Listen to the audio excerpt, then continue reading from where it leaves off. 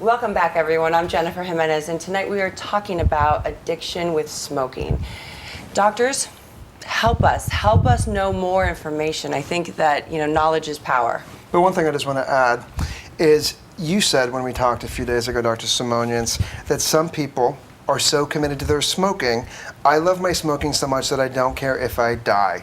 When I wake up, I want to spend time with my best friend. And you also said that smoking destroys a family. So with all of that being said, how do you break up with the most unhealthy relationship you've never had? We talked about willingness. What are some of the cessation programs that you've discussed? Well, let's start from it's hard. True, absolutely. People should understand it's hard. It's harder than people giving up heroin, correct? Isn't there a study? Yeah, that quitting smoking is harder than quitting drugs heroin. or not necessarily, but the point is that the willing is just the most important part. The willingness. Okay, so you have to want to. I just have basically experience with a young,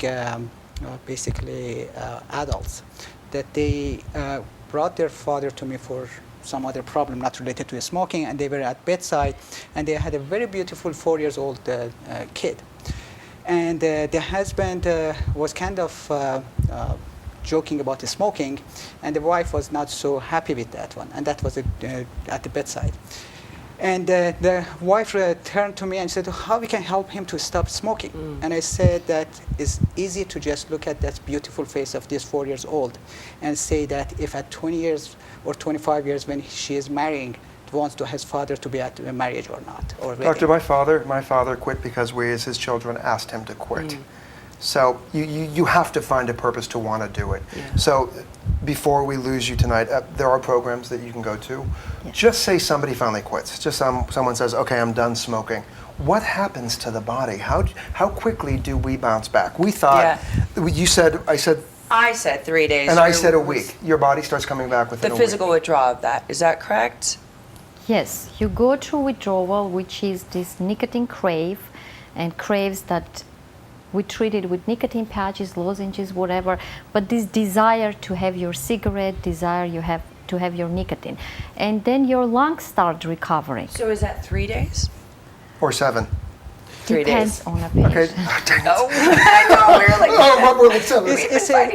It's a few days. We cannot just put a Okay. time frame. But the bottom line is this. When you are smoking, the nicotine cause, there are brushes in the airways. They call it cilia. And Cilia. Yes. Cilia. And nicotine paralyzes those. So when there are pollution or all these particles goes down to your lungs, there is no tools to clear up these ones up. And nicotine basically paralyzes them. When you stop smoking, they got their function back.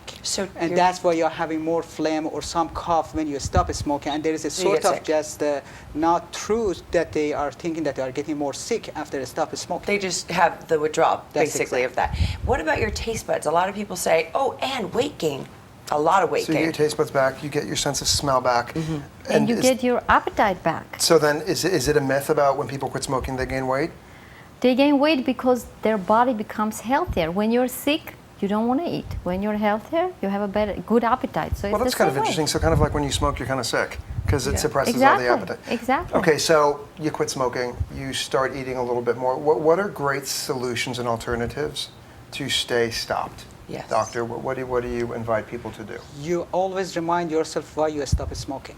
And keep that one. I love that. Keep that one in your mind. Okay. If it's for family members, it's for your health. As I just keep saying that one, sometimes the people they're gonna have a lung cancer and they stop. So maybe that's not the right time to get to that point and just realize how much damage was done to your body. What about, they say, your skin turns kind of gray when you smoke a lot, and when you're a smoker, your skin changes, it gets worse. But does it get better when you stop smoking? You said vanity. Exactly, Quit for vanity. because I think it's important for women because smoking affects the skin. The color changes, the skin gets drier, you get more wrinkles, and when you stop smoking, believe it or not, in a week you'll see the changes. Really? Which I just say, it's worth it for just that. And of course, along with everything, it's drink a lot of water, healthy diet, replace the cigarette with just exercise, a healthy lifestyle. Thank you so much. How can people find you? At GlendelAdventist.com? At GlendelAdventist.com. Fantastic. And search for Dr. Simonians and Dr. Safi. And here's a great tool that you can use. Go to glendaleadventist.com/how to quit smoking, and they will guide you in regards to what you need to know. Now, do not go away, because coming up, we'll be joined by Steve Gallegos, and he's here to share with you how Glendale is an advocate of keeping smoking out of the city. Do not go away. Hi everybody, I'm Jennifer Menace, and I'm out in the community asking how you feel about smoking. Are you a smoker?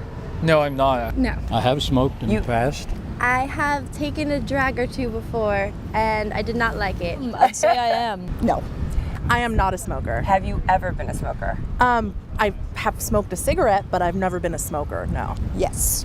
Tried when I was like 10 or 12. My roommate and I made a deal that we were going to share a pack of cigarettes so we wouldn't smoke as much. Starting out bumming cigarettes off all my friends, and one day I showed up with my own pack, and it kind of went from there. I had my first cigarette in 9th grade, actually. Oh my gosh, and why did you have your first cigarette in 9th grade? Because it was cool in 9th grade. And then it progressed into actually smoking. I kind of remember when I was small, there was still cigarette ads, and like there was Marlboro and like, you know, the Camel ones. And it was like so cool to smoke. Maybe it looks cool for some people, but like I don't think lung cancer is very cool. I don't think lung cancer is very cool I don't either. think it's worth it at all. So there are better things to be doing. I feel like there's too much of health detriments to that, that like the benefits of smoking don't outweigh the risks. My grandpa's 80 and he lives with us, and he has emphysema, and he can't walk and he can't really do anything. He can't breathe. So he lays in bed a lot, and he smoked for 40 years, 3 packs a day. And so growing up with him around, it's a really harsh reality check. I am aware it's slowly killing me. I don't feel as good when I'm smoking heavily, and that's probably indicative of a couple of things. For another, it's expensive. I don't have a lot of money, and it is a luxury. It's something I don't necessarily need. Even though I do like smoking, it does eat into your wallet. Watching someone that's older and that's gone through this, it definitely makes you step back and say, "Ooh, I don't want to end up that way. I don't want to, be in a hospital in and out every month because, something that smoking's done." If you were to talk to any of the viewers, what would you tell them about smoking right now? I would say if you are smoking, you should stop. I fully believe there's new kinds of people in the world. I think they're a lot smarter than my generation was. I don't think they'll have any problem at all in waking up to where we were just too dumb to know in those days. Today we heard about why people smoke and don't smoke and why. And to me it seems like the younger generation has a lot of knowledge of the risk factors of smoking. To me, knowledge is power.